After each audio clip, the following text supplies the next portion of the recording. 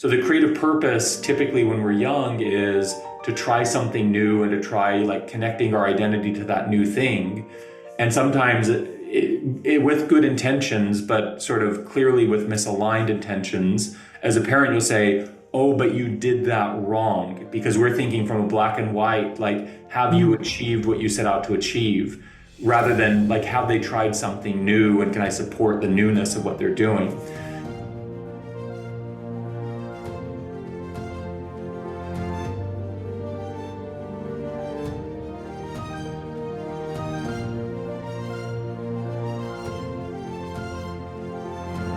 Spencer, so great to meet you here on Zoom.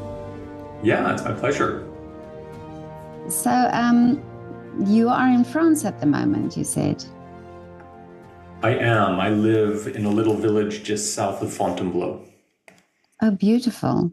But originally you are from the US. Originally, I grew up just north of Salt Lake City, Utah. Okay. And was it adjustment to live in Europe from there? It has been a change. I think that what was nice for us as a family is prior to moving to Europe, we had lived in Boston for several years, which I think is the most European of the American cities. Oh, really? Oh, I didn't know that. I mean, that I'm claiming that. I don't know that that's Okay. true, but Okay. yeah, I think Boston has more of a European feel than the typical American city would. Yeah. But Spencer, you study how people work together, and I've been talking to a lot of musicians and also dancers and a lot of artists, and they all have the same sort of, or they all have the same words or their stories about the collaboration between artists and how this magic happens and how it's so important for artists to have that chemistry between each other. And so I'm very interested in what you have to say. How does that work? And how does that impact also how artists do this art form? Yeah, I mean, I think that I came to fall in love with creativity through a lot of the different genres that you're describing. So growing up, I saw myself as very artistic, and that was part of my identity. And I loved drawing, I loved writing, I loved poetry. My older brother and I would famously, we'd watch a movie, and then if there weren't action figures for that movie, then we would draw the characters and then we'd cut them out and then we'd play with them. Oh, really? Yeah, so sort of make our own toys, if you will. And early on in my life, I thought, this is what I want to do. And if I had sort of been asked to name a career for myself, I would have said that I wanted to be an animator for Disney. So I sort of felt that magic that you're describing of expressing yourself, of generating new ideas, of getting to play with your ideas, all of that. And I think what I've learned now, sort of moving forward in my career, is that this is not something that's just reserved for the arts. I think we often use art as a way of beginning to teach children the skills around creativity, but they're also learning those skills in science and math and in these other sorts of disciplines.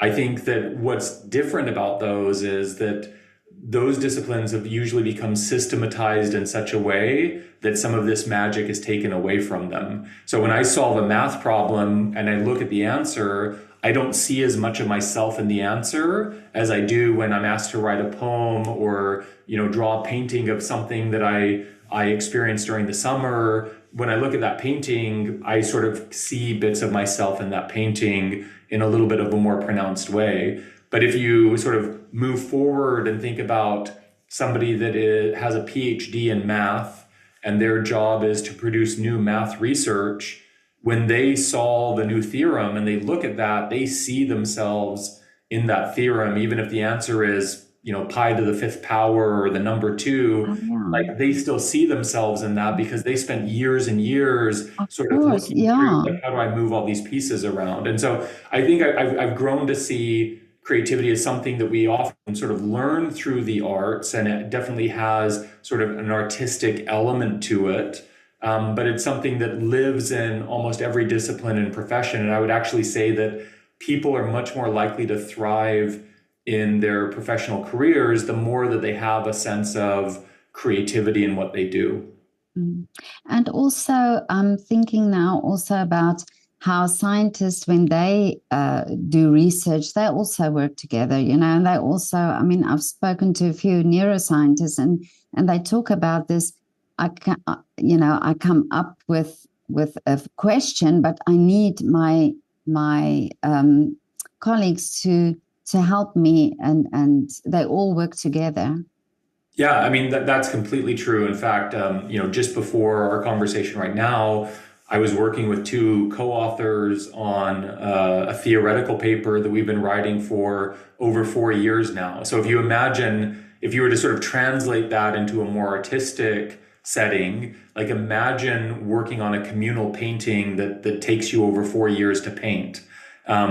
Because like if you sort of imagine like each brushstroke is a different word that you're putting together in a paragraph, and then you make a brushstroke, and then 2 days later you come back and you repaint over that brushstroke, and then a year later you repaint over that brushstroke, and because I changed this brushstroke, it means I have to change these 50 other brushstrokes in this particular way. So, I mean, it does require that same sense of there's something that I want to convey, and I want to convey it in a new way that, evokes some sense of energy or usefulness from the person that might be using it later, whether that's a reader, whether that's a museum visitor, whether it's an audience member watching a play, whatever.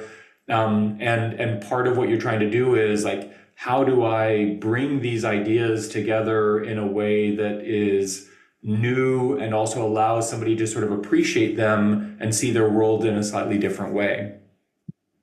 Well, I spoke to a youth conductor once, and it was so also for me surprising that he said that, first of all, it's not about the music being in a youth orchestra, it's about working together, and there's so many things before you even come to the music. And he said for these young students, this the fact that they sit next to each other, that they play from the same, to play from the same sheet music, or all those little things that's so important for a youth orchestra to be or to learn from each other.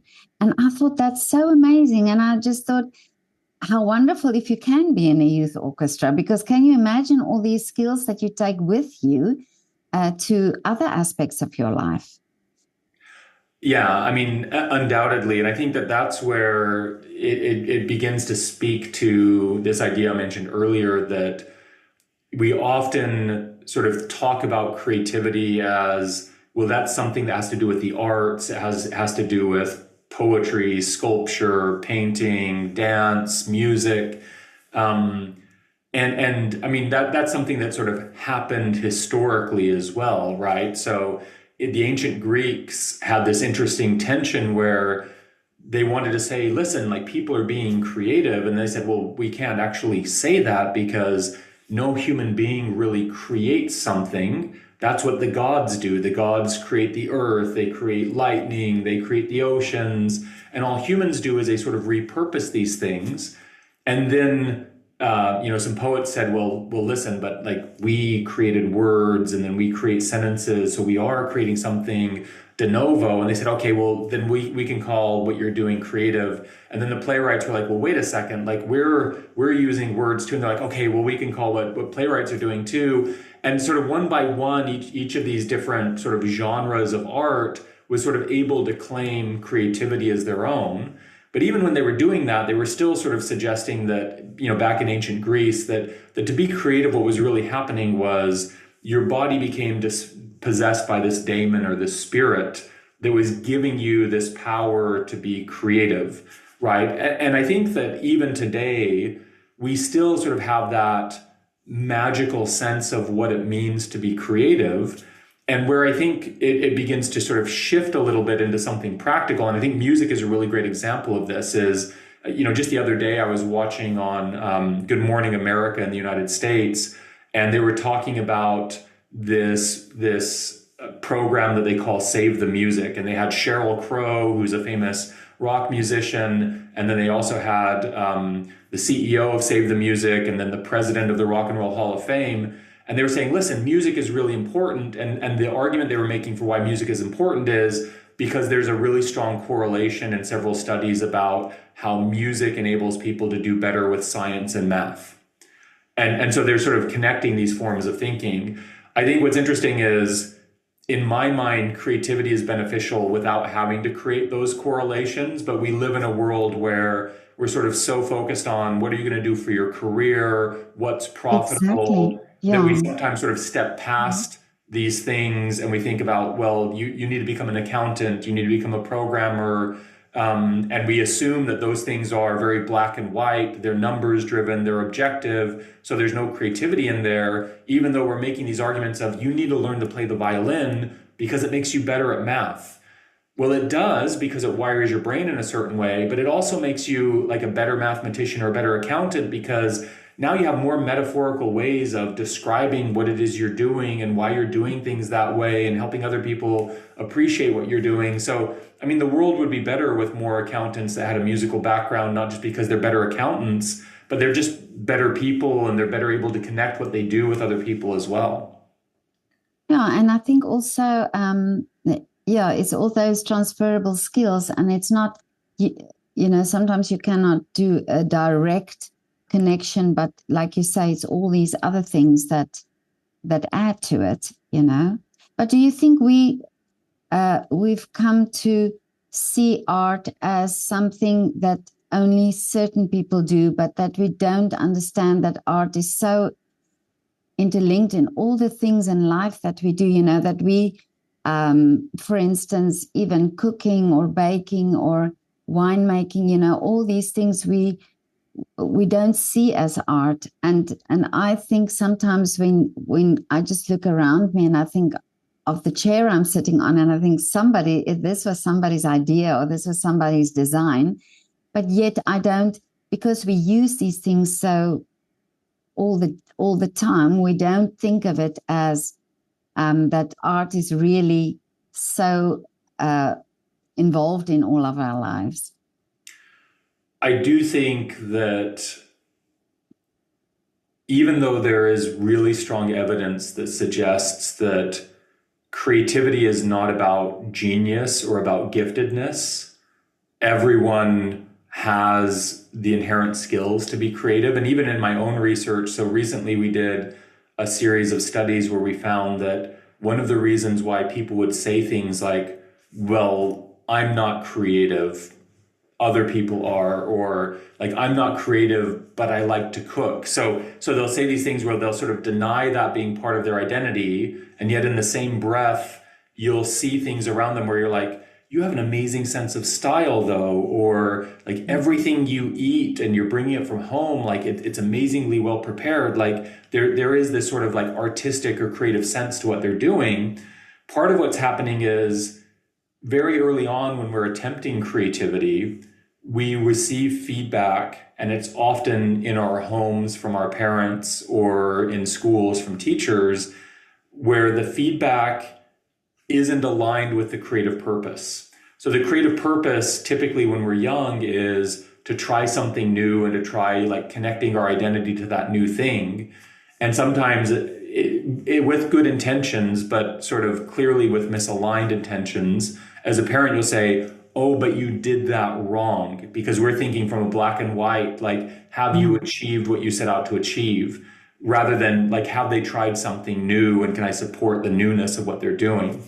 And when there is that misalignment, that feedback can often feel extremely harsh. I mean, even as adults. So like one of the reasons why people will watch shows like So You Think You Can Dance or American Idol or The Voice is that there are these really awkward moments where somebody's trying something, they're being vulnerable, and then you'll have this judge that will just say something and you'll think, like, I can't imagine they said that. It's like we're watching a car crash because we know like how emotionally devastating that would be. And we sort of like absorb that for entertainment. But when that's happening to like a 6 or 7 year old, they don't have the resources available to interpret that in any other way other than, well, clearly I'm not good at this. This is not part of who I am because it's being rejected by somebody who has authority and maybe who I respect really well. And so I need to stop doing that. And then you'll end up with really sad things like somebody saying, well, I don't sing. And you're like, well, why don't you sing? And it's not, I never learned how to sing. It's, I'm not a good singer, right? So one Mm. is like, do I have the capability? And the other is, do I have the identity? And these creativity scars form when we feel like we've internalized harm to the psychology around trying to be creative. And what's interesting to your point then is that people can sort of deeply internalize a creativity scar where they will say literally like, I am not a creative person. And then you'll go to their home and you'll realize, well, wait, like you have these amazing paintings. Where do they come from? Oh, well, I do those, but those are just for me. That like I would never Yeah. show those to other people. Or they like say something and you're like, you're the most well-spoken person I've ever heard. Like you could be a writer. And like, no, I can't be a writer. I'm not creative. And what happens is we just disassociate the things that we're able to do from being creative because creative seems to be associated with this sense of identity, not a sense of skill. But creativity is 100% a skill and a way of thinking that we can learn over time and gain confidence in. It's just, are we putting ourselves in settings and surrounding ourselves with people that enable that to come out of us? And then as we're in that setting more often, then it becomes a part of our identity, and then it becomes something that becomes more impervious to these sorts of painful moments where people might harm our creativity. And isn't it also the fact that we see, we see the artwork, but we never realize the path to that artwork, or we hear the singer, but we don't understand the path to that. And I, from speaking to a lot of artists also, I realize, there's, we cannot just say, oh, I want to be a pianist, and 3 years later, you're this amazing pianist. There was this whole path from when he was 4 years old and all the music lessons and all these things. So we just see the end result, and we almost want to see this is possible or not possible for me. Yeah, I think I would even double down on that a little bit more. So one of the things that I think is sort of fool's gold here is that not only will we see the end result, but sometimes the narrative that's associated with that end result reinforces this idea of sort of the magical nature of creativity. So I'll give you two examples of this. Years ago, I taught this class at Boston College, and it's probably the second favorite class I've ever taught. We titled it, Can Creativity Save the World?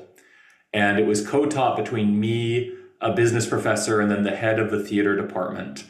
And what we were trying to do with these undergraduate students, and these were students in their very first semester of college, they're coming into this class. Like part of the class was they wrote their own final exam.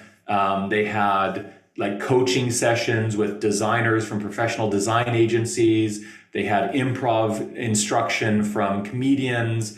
It was this really cool class where we were bringing together all these different things. And when the students were designing the test, they were looking at sort of all the different research that's available on creativity and sort of the key parts of the creative process. And I asked them at one point, like, what is your favorite thing that you've learned about creativity? And over 80% of the students said, I like this idea.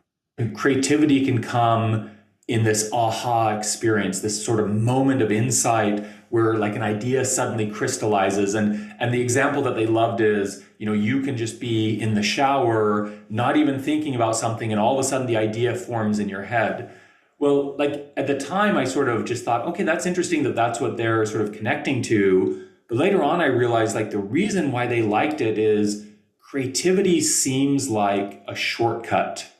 It seems like a faster Yes. way to get what you Mhm. want. And then what's happened later, and this is sort of my second point, is there are all these stories of, oh, like, Petra, where did you get that idea for that painting? And you're like, it just came to me, right? I sat down and I started painting and the ideas just flowed through. And now we're almost back to the ancient Greeks. Like, it felt like some other spirit was inhabiting my body and I just did this. And recently we're doing this fun research where we're looking at musicians that have claimed to sort of write a song in a moment of insight. So these are like popular musicians, like songs that people would be very familiar with. And there are these myths around these songs that, like, this song was written in 30 minutes, start to finish, or like a singer was sitting down and they just all of a sudden, like, these words popped into their head and they just started writing it, and then they sent the words to their guitarist and the guitarist immediately had like the rhythm come to them for how this song works. And so we do have evidence that there are these moments, these sort of shocking moments where all of a sudden, like, an idea comes to you and it does feel like a shortcut. It feels like a cheat code to life. Like, all of a sudden I can be way more effective than anybody else because of creativity. And that's what these students were responding to, is this idea of like, well, there's part of creativity that seems like almost supernaturally easy. And I want that. And it's almost the same sort of thing that, like, when you walk into a casino and you hear the bells ringing and you see Yeah. somebody, like, it's like, well, I want to win. And it can create that sort of like gambler's addiction to it. But what's interesting is when we did the analysis of these songs, and we found over 400 of these songs that were written really quickly, we compared those to songs from the same album. So they're written by the same person, they're on the same album, they're coming out at the same time, where the artist had described like a very difficult process in writing the song, and that the song took years and years of tweaking and changing and like moving the words around and getting things just right. And we compared the performance of these songs that came from a sense of insight versus the ones that took really deep investment. And what we found is there's actually no difference in performance. So they're both sort of equally valuable to the long-term career of the artist. It's just that these like fast songs are part of this mythology around creativity, and they get a little bit more attention in the media, but they don't perform any better in terms of like your audience enjoys listening to them anymore. So I think that's part of what happens, is we often think that like creativity comes from this sort of cheat code, this shortcut. But what you find as you dig into it is actually, if I want to have those moments where like everything comes together and it almost seems like a gift from the gods, those don't come without the other ones where it takes a really long time and I'm trying and I'm trying and I'm crumpling up the paper and throwing it away and I'm trying again and then I'm crumpling it up and I'm throwing it away. And I think, quite honestly, this is one of the things that scares me about artificial intelligence, is that people now think, oh, okay, like I don't need to write lyrics. Like I can ask an AI to write lyrics for me, or I don't need to write a poem. I can ask an AI to or I don't need to paint. I can ask an AI to paint a thing for me. And you can do that. And it does seem like it happens really fast and it does seem like it's magical.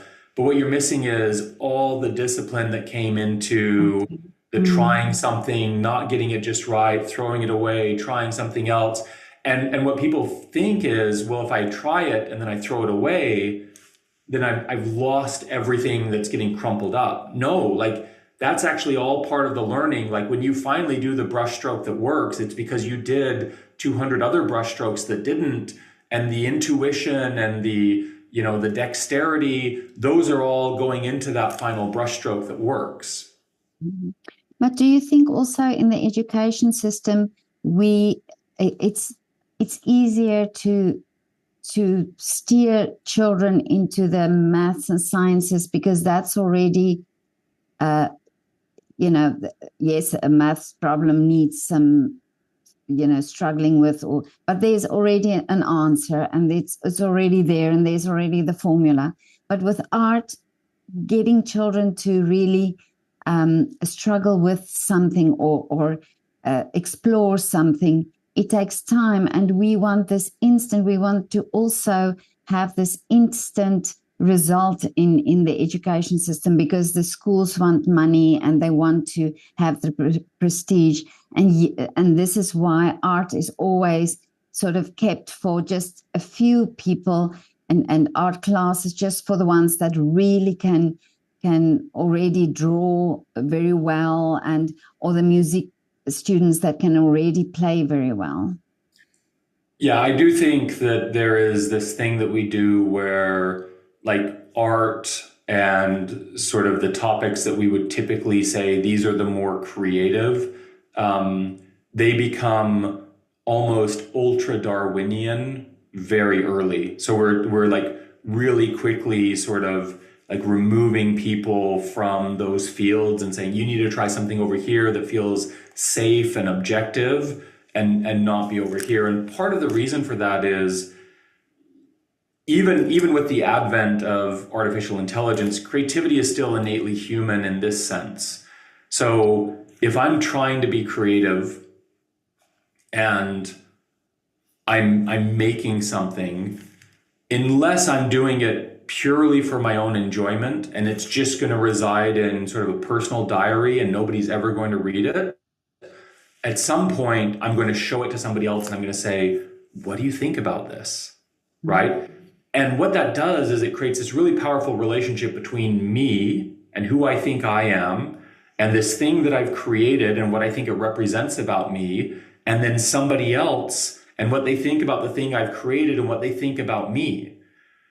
And that relationship can be one of the most beautiful, sort of ennobling things that we have. So anybody that's ever had like a mentor that believed in them knows exactly the power of that relationship. And then anybody that's ever had one of these creativity scars knows exactly the potential damage of one of those relationships. But when it works out, what it does is it connects us to things that we create and allows us to reflect on who we are while connecting us to other people. And when that goes amazingly well, those other people can rapidly expand into 10 people, 25 people, 1,000 people, 1,000,000 people. And all of a sudden we have this huge audience that's really invested in the things that we're creating, right? And so like when creativity works, there is this sort of like explosive momentum behind it that can lead us to now all of a sudden connect to other human beings in ways that are not possible in other fields. But there is this thing that we do as human beings where we say, well, listen, like getting one of those moments where something connects with people in this way is just really hard. Again, it feels almost magical. And so it's easier to just say, why don't you just connect with somebody by doing something that's black and white, and you just sort of repeat this thing over and over again, and that feels safe. And part of the reason why that feels safe is now you don't have that triangle of like, does this work? Does this speak to you? How would you do this differently? How can I get feedback from you to make this thing better? And it sort of makes things much more safe, and you don't have to take the risks, but you also lose all of those other opportunities for connecting with other human beings and developing yourself and how you think about the things that you create that creativity offers as well.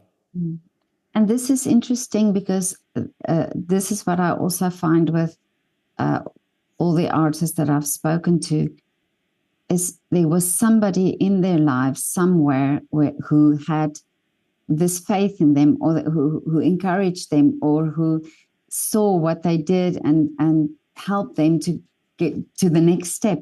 And this is what really fascinates me, is that these people, it was either a parent or a teacher or, you know, the grandma or whatever, but there was always somebody who saw that there was some potential in what they were trying to do. And I found that so wonderful that these people were on their paths. But then on the other hand, I'm thinking, but what about the artists that didn't have that person? You know, how strong do you have to be to still believe in what you do without that reinforcement or that acknowledgement of what you do? Well, and I think that this is where I feel like sometimes we're sort of needlessly Darwinian with creativity, and we do it too early to people so that people sort of self-select out because they feel like, the way that I've talked about it in the past is, if you imagine the symbol for creativity as sort of a light bulb above your head, what often happens is we make it feel like if you want to be creative, you have to walk across broken glass. You have to like have those light bulbs shattered by other people, and then you have to walk across the shards of glass and suffer through that in order to get to a point where people are willing to recognize you. And so we do have all these stories of, like I was rejected by 30 Oh, different yeah. competitors, or like I had to pitch my company 25 different times, or and I'm not saying that people shouldn't have to go through that rejection, because sometimes they learn really valuable lessons and the idea gets refined, and by the time you pitch idea number 30, it actually is very different than idea number 1.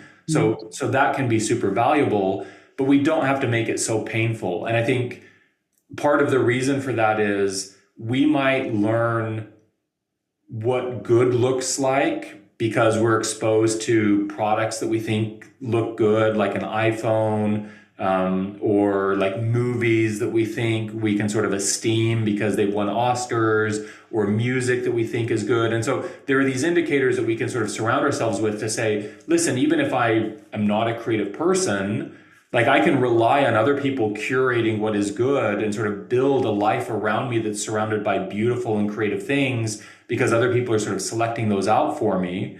But that doesn't mean, even though I can sort of select those things and I can identify those things as being like that is worthy of being called creative, that doesn't mean that I've learned how do I like mentor somebody so that they can be creative and they can express themselves and sort of build that into their identity. And I think what people are beginning to realize more and more is that that skill is immensely valuable. So if you look at an example like Rick Rubin, where like he's a musical producer, and most of the bands that he's worked with, if he was their producer on that album, all of a sudden that album is their best album in their, entire discography. And it's like, well, wait a second, like these 5 members of the band were the same for this album, this album, this album, but this one producer comes in and all of a sudden they sound better. The lyrics are crisper, the musicianship just like speaks to people in a different way. And it's because what he's doing is he's creating an opportunity where they can really bring their best creative selves out and sort of apply their skills in new ways and listen to each other in new ways. So I think that is like one of the things that we really miss as a society. Is it's not like, as an individual, how do I try to be creative? Like, I think we actually know what those skills are. It's like, as a person that's responding to that person, what do I say? What do I do? Like, if they Mm. show me a prototype of something, like here's an early painting or here's an early draft, like how do I manage that in a way that is affirming while also giving them some guidance that allows them to continue to push it forward, versus, oh, that's great, just go with it. But then I really know it's not really that great, and the next person that sees it is just going to be devastating to them. Like, so how do I manage that balance appropriately? Mm. And I think it's yeah, it brings me also then to the audiences of the artists, because I've also been thinking a lot about the fact that we limit the exposure to art in the education system because we think not everybody can become artists. But then again, we need audiences, so we need people who can appreciate it. And when you have the knowledge, even if you don't pursue it as a career, but you have the knowledge or the experience or the exposure to it, you become an audience member who can value it and who can value that form of art. And also during lockdown, I spoke to many artists who said that these empty theaters, it wasn't the same performing in these empty theaters, because you need that energy from the audience as well, and that flow of energy from the stage to the audience, that makes the performance then different as well. Well, and I think, that again speaks back to this point I had about this triangle that you develop between, Mm. like, here I am as a creator or like a group of creators, here's this thing that we're creating, and then here's this audience that's responding to that. And especially for sort of live performance or creativity that takes place spontaneously that way, that triangle becomes something that can either dramatically change the sense of what that performance is or bring it down, right? Now, I do think like we sort of understand better how to behave as an audience because there is a sense of like if I'm in a group of people, like I need to be polite, I need to have some sense of reverence for what's going on.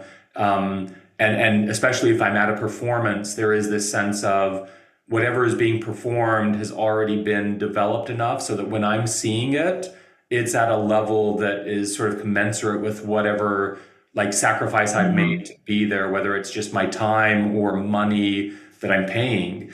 I think to that point, in an age where things are becoming more reproducible, more digital, those live moments are things that people are really looking for because they do have that sense of like human connection, right? And I think that that's going to become more and more valuable as we continue to evolve as a species because we're going to be getting less and less of it because we'll be surrounded by collaborators that are our computers and AI agents and these sorts of things. And so that lived moment between an artist and an audience will become sort of even more profound. And sadly, it might even become one of those things that's sort of more elite and only certain groups of people are going to be able to afford those things.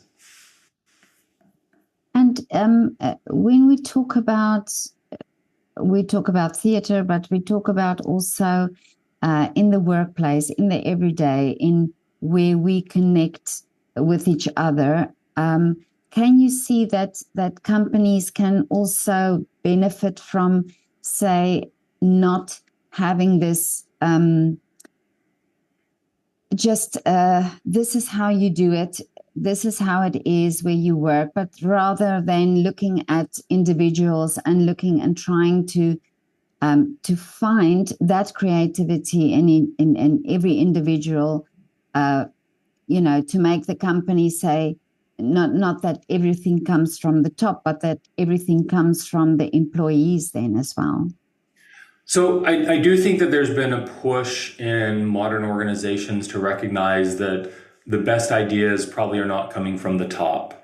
That said, it's still really hard for people to acknowledge that. So just the other day, we were running this virtual simulation that we've created that is actually like really beautiful. I mean, when you talk about sort of creativity, so this is a business simulation, but people actually put on virtual reality headsets and it transports them to Mars, and they're working on this mining company on Mars, and they have to make all of these decisions. And one of the decisions that's really interesting is the boss says, oh, this is a really great idea. And the scientist that actually has expertise in that area says, this is a super dangerous idea. There's evidence that it's killing people. We need to stop this right now.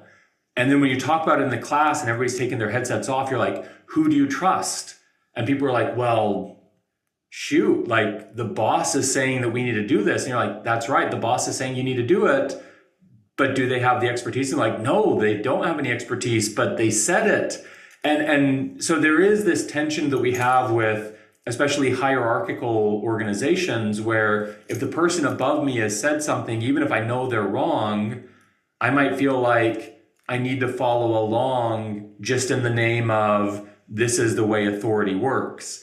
And we know throughout human history that some of the most disastrous decisions are made exactly that way, where people sort of follow along with the boss, even though they suspect or they might even know the boss is wrong.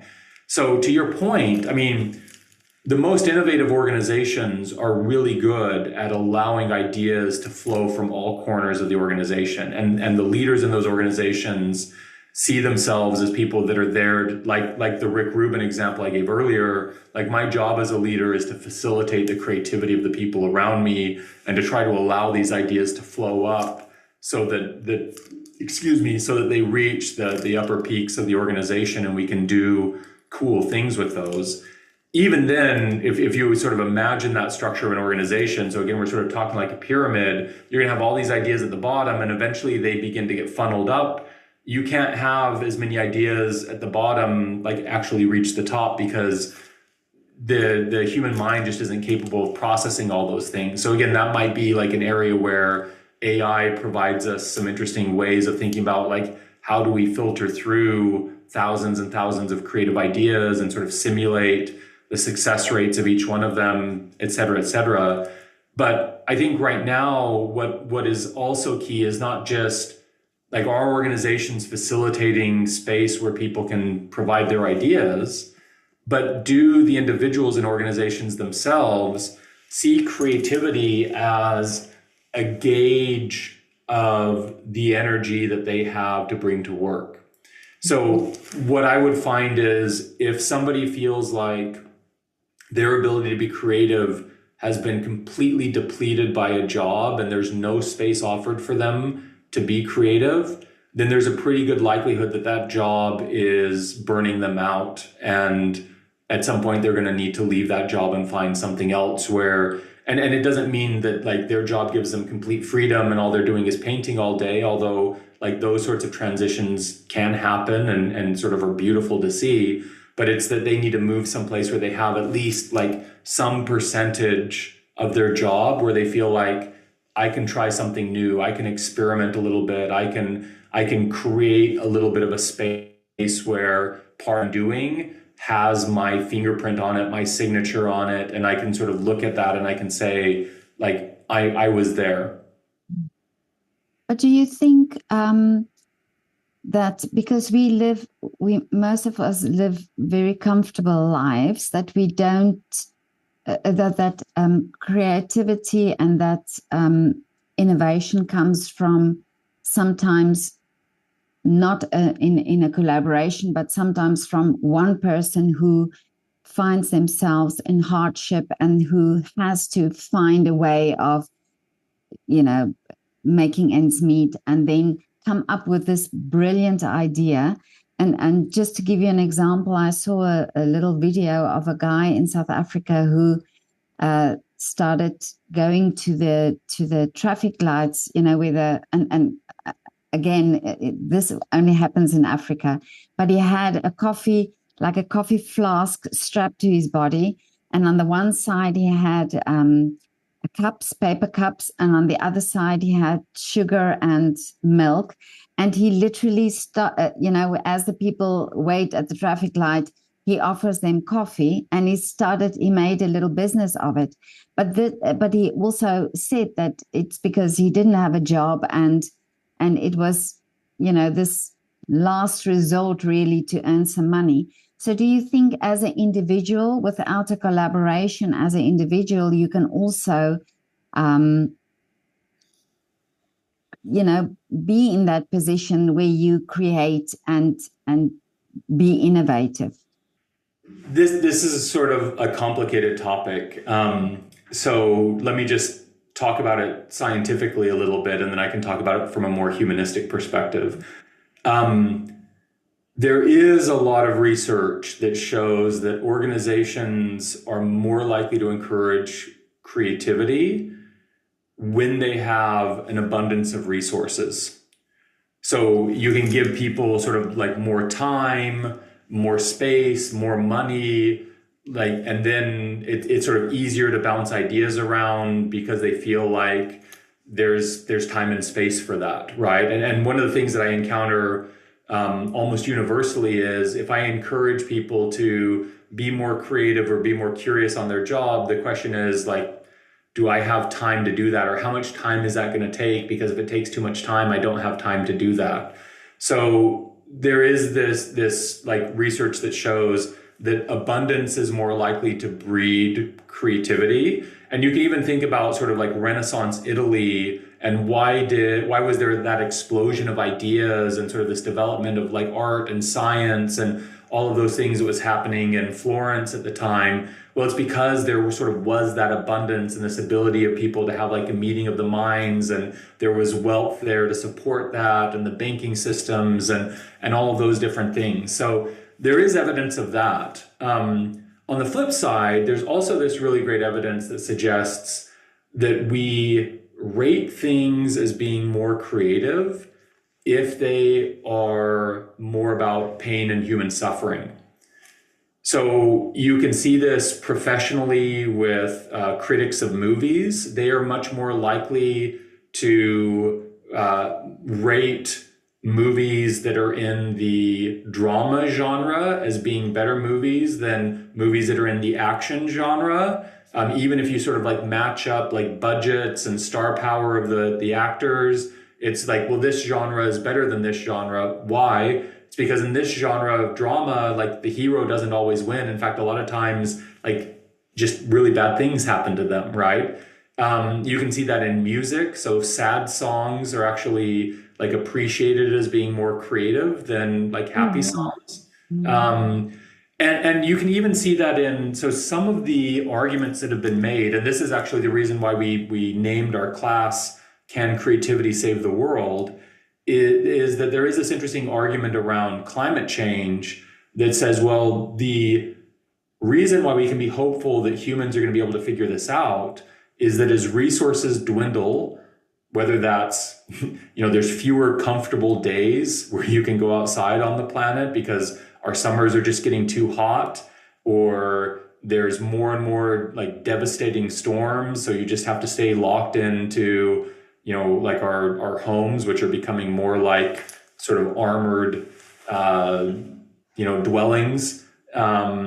Or there's just like less food because anyhow, like all the different things that climate change would do would like create resource scarcity. And the argument would then be what that's going to do is it's going to create wars for these resources, and that's going to decimate the human population, et cetera, et cetera. So the counter argument to that has been, well, humans have been amazingly creative throughout history, and this is just a new constraint, and we'll use that constraint as an opportunity to be creative. And there is some evidence of that, right? So, I mean, humans have begun to propose things like there was a designer that said, well, listen, like cows are creating all this methane that's sort of destroying, our atmosphere. But what if we used all of the like cow poop and we were able to convert that into a material that we could use for making clothing? And they actually did that, right? And then there's other people that have taken, jellyfish blooms that are happening in the ocean as the ocean is getting hotter, and then they harvest these jellyfish, which are typically seen as sort of like an invasive, non-desirable creature, and then use them to make hygiene products because their bodies are amazingly absorbent. So, I mean, like human beings are sort of using these constraints in ways to be creative. I think that this is where that sort of pyramidal structure that we were talking about, and like when does that bottom expertise begin to move up to the top of the food chain becomes really important, because like at some point you need to convince the leaders at the top of these organizations to make a choice that's based on the long run viability of our planet instead of the short term viability of their pocketbook. And they're making so much money, like it's hard to incentivize that sort of behavior, right? So like when does the CEO of Coca-Cola decide we're going to stop being the biggest plastic polluter in the world?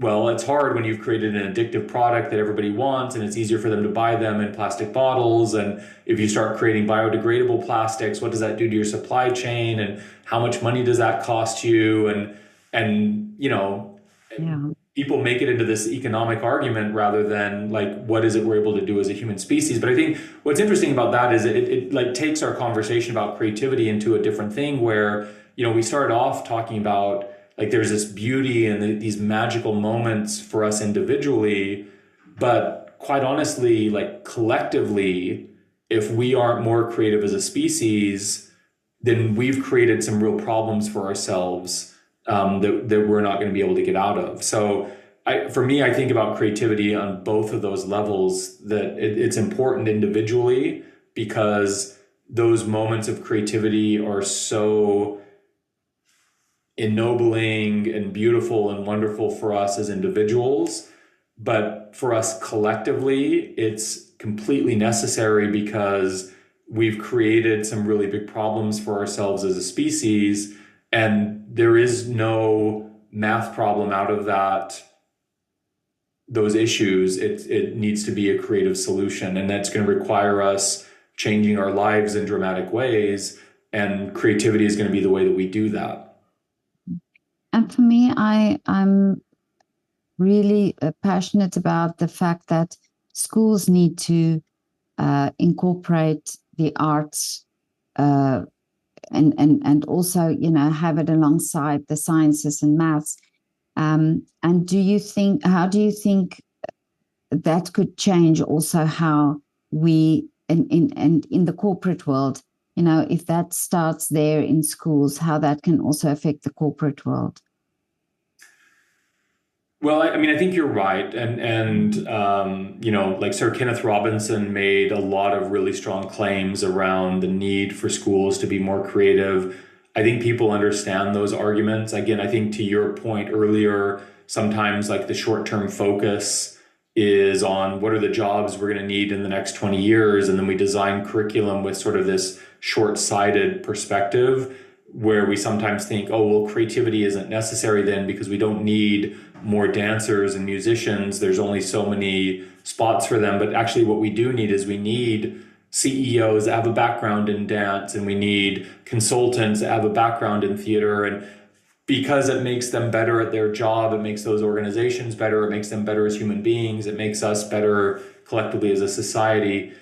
I think what's interesting is there is some evidence to suggest that you see pendulum swings on this, right? So societies will sort of like tilt away from the arts and from creativity, and then they'll realize, okay, we've created too much of a misbalance, and then we need to tilt back to the other way. I think one interesting way of thinking about this is if you think about a lot of towns that have been destroyed in the United States by what you would call sort of like Rust Belt towns. So towns where there was like a lot of manufacturing, and then those jobs have moved away as the economy has shifted toward technology. So what do you do with those towns as sort of like people move out of the towns?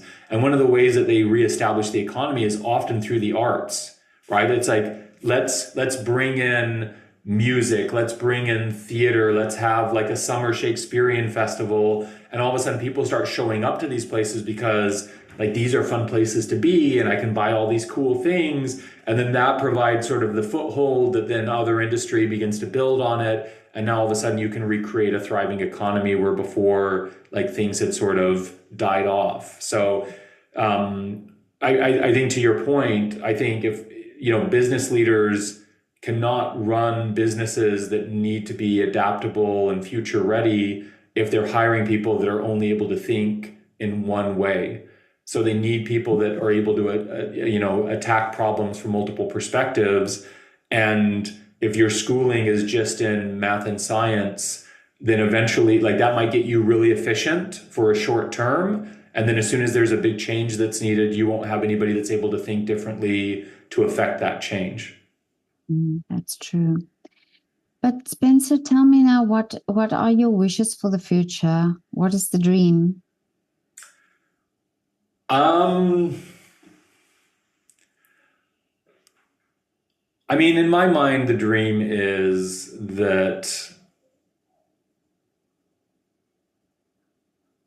I think at an individual level, people are able to live with a little bit more abundance. And usually that's them realizing that they can be creative at some level, even if they feel like their creativity was damaged or scarred early on. It might be finding a mentor or somebody that believes in them that helps them heal a little bit from that. I think at an organizational level, it's building organizations that have more of a humanistic focus that allow people to be treated as human beings, and they are able to think with a little bit more of a long-term perspective that I feel like is just smart business, first of all, because it allows the organization to be adaptable. But I think it's sort of better for the societies those businesses are a part of. And then I think at the societal level, it's that we understand that without creativity, we don't survive. And not just that we don't survive, but we don't thrive. And we definitely want both of those things.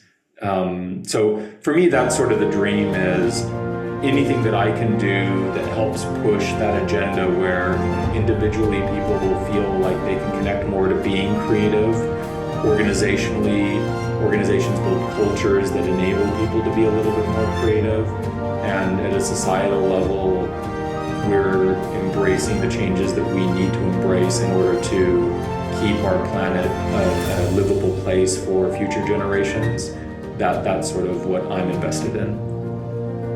This is amazing. You're doing such great work, really, and I'm so glad I got to talk to you. It's so interesting, and really it makes me think so much because of all the interviews I've done with artists. Then you say things, and I'm just thinking, wow, yes, that's true, and so wonderful. Thank you so much for your time. It was really my pleasure. I really appreciate you inviting me to be involved in the conversation. It's a great pleasure.